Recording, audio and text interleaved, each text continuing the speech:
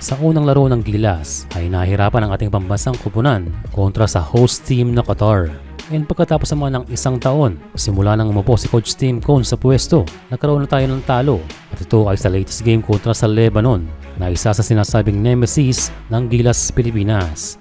Yes, ang kasalukuyang tournament ay hindi official FIBA game pero hindi ito excuse kung sakaling tayo ay matalo. Isa itong tournament/practice games at dito mahahasa ang bawat national team and no particular sa ating mahal na Gilas.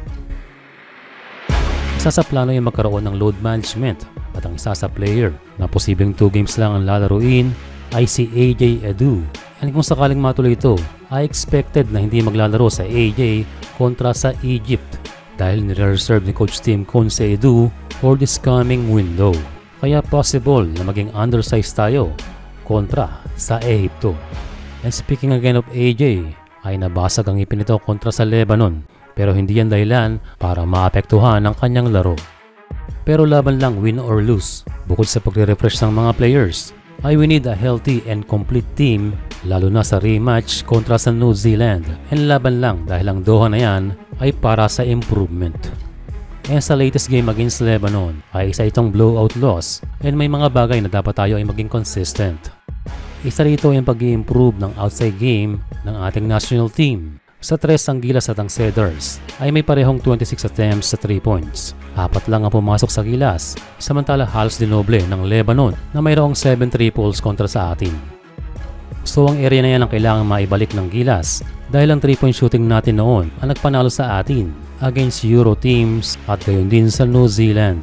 Kaya kapag mahina tayo sa area na yan ay mayroong tsansa na tayo ay matalo. Kaya hopefully kung hindi man makapagdagdag ng shooter ay kailangan maging consistent ang mga nasa lineup. Well, nakita natin dito sa post ng Lebanon na wala talaga silang practice. Doon lang sila nagsama-sama sa laro kontra sa Egypt. So yun ang kanilang naging ensayo bago humarap sa Gilas. Another thing na nagpatalo sa atin ay ang malaking points from turnover na naipasok ng Lebanon. Meron silang 26 points dahil sa turnover natin. And tayo ay malayo na merong 5 puntos lamang. And minsan off night para sa ating national team. And halos lahat ng area ay lamang ang Lebanon. 4 sa players nila ay naka-double digit. Samantala sa Gilas ay nag-iisa lamang si Justin Brownlee. So ngayon ay namimiss talaga ng Gilas ang serbisyo ni Kai Sotto who plays inside and outside.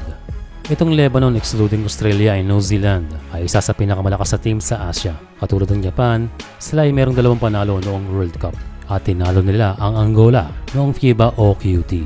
Sa game nila sa Doha ay wala pang Arak G, Omaris Spellman at Youssef Kayat.